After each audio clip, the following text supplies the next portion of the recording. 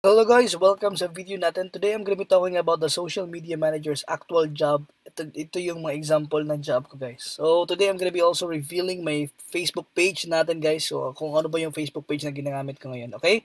So ano ba ang mga trabaho natin? Ito yung mga actual na trabaho natin. So welcome sa page ko guys. Ito yung page ko, Digos Updates. I'm from Digos and this is my page.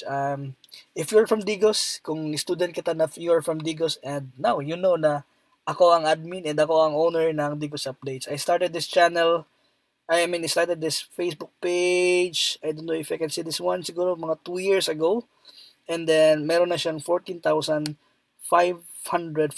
likes as of June 25, 2020.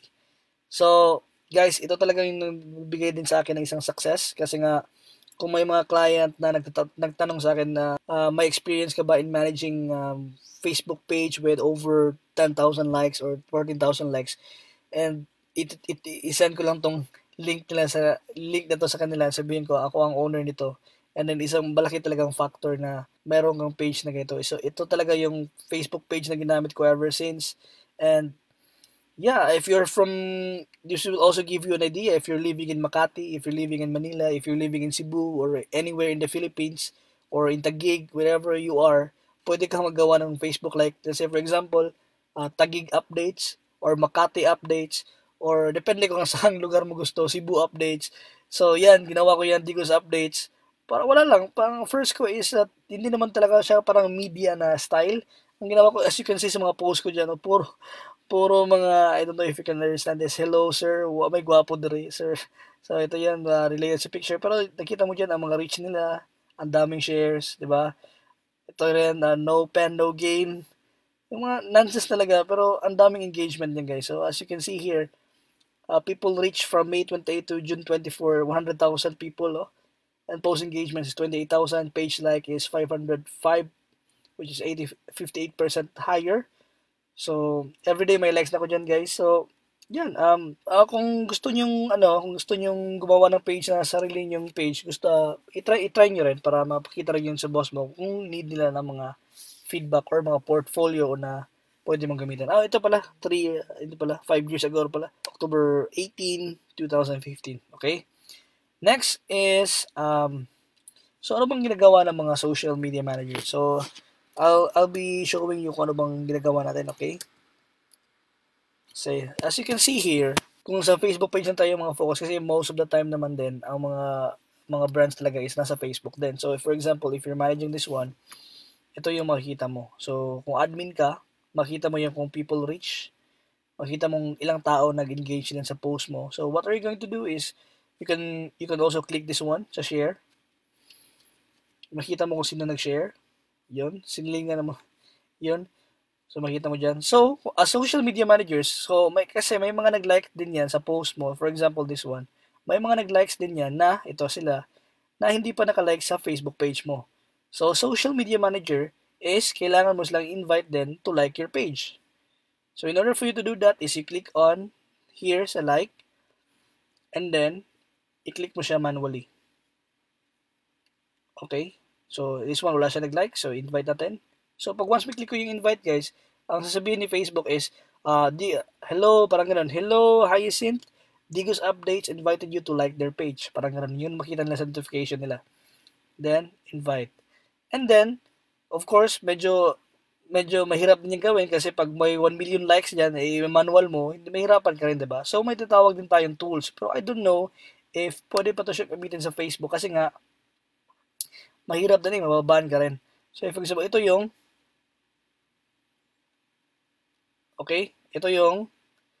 INV na app. So, for example, ang ginagawa nito guys, ang ginagawa nito is, once you click here, humanap tayo ng isang post na medyo maraming likes. And then, example, wala dyan eh. Saan ba yan? Let's say, for example, this one. Naka-like naman lahat. Wait lang guys, hanap ako iba.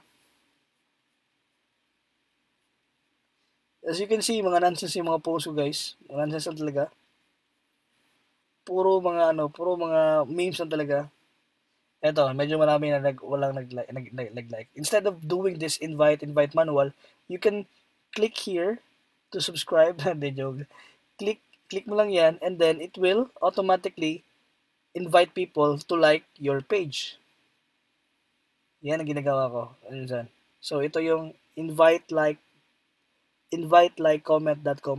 Pero, yun lang ko talaga kung marami talaga. Pero once medyo okay lang, you can just simply, okay naman din, click on manually na lang para sure. Kasi nga, hindi din ako 100% sure na okay din siya. Pero ang nagbigay ng client, nagbigay sa akin ito guys, isang client ko from Australia. So, possible na okay siya, and hindi ko lang siya ginagamit sa page ko ngayon kasi nga ayoko rin maban. Pero usually, nagamit namin to na device for maybe siguro mga 2 years na rin. 2 years ko rin siya ginagamit sa Facebook page ng client ko. So, pwede mo rin ito yung isa-suggest sa client mo. Okay din sila sa kanila na gamitin to. Alright? So, isa yun sa mga example natin guys. Mag-invite na mag-like. And then, kung may mga comments, example, this one comments, pwede mo siyang heart. Diba? Heart. And then, pwede ka rin mag-reply. So, for example, reply as Digas Updates. Salamat sa comment. Okay, ito yung brand ko, the way ako mag-reply guys. So, salamat sa comment, yun. Okay. Next is, ito. Example ito. So, ang gawin natin dyan is, i-heart lang natin. I-heart lang natin. Yan. Yan ang mga example itong may ginawa kong post. Wala, mga batang 90s. Ito yung mga heroes namin dati actually. Next is yun. Yan, basic na talaga guys. Kung may magtanong dyan, actually ang daming tanong dito sa inbox natin. If you're going to go to sa inbox natin, marami talagang tanong dyan. So, as part ng work sa social media managers is to respond to whatever questions na kung meron sila. So, ito yung platform ng Digas Updates. Available pa siya. Okay, so pwede kang mag-reply dyan. Pwede mo siyang ilagay as important. Pwede mo siyang ilagay as new customer. Right? Para may label ka, maintindihan mo. So, pwede ka na mag-reply. Excuse me, it's not available. Kasi nga, may binibenta din kaming may mga tao kasi na nagpa-request na ipopost yung mga pusa nila para ibebenta namin. So, it's not available anymore. Sorry. So, yan ang mga example talaga ng mga trabaho ng social media managers. Okay? So, ito lang sa Facebook natin example. So, same thing will apply also sa Instagram, sa Twitter or any social media platforms na mention ko earlier. Alright, so yan guys, I would really recommend na to have a Facebook page as well as like this one para may maipakita din kayo sa mga boss nyo. Alright? So, yan lang ang mga actual jobs lang guys. So, very basic lang talaga guys. You're giving just information sa mga clients mo. Nag-invite ka lang to like, nag-invite ka lang to mga shares mo. And then, kung gusto niyo makita ang how to report, kung paano ka magkagawa ng report, ipakita ko yan sa you guys later sa mga next episode ng social media manager na task natin. Alright, so that's it for this episode sa social media manager's actual job. Kung may mga questions kayo regarding this, please leave a comment sa section below and I can answer them. So, next na episode natin is about kung magkano ba talaga ang rate ng isang social media manager. Okay, so see you sa next video natin guys.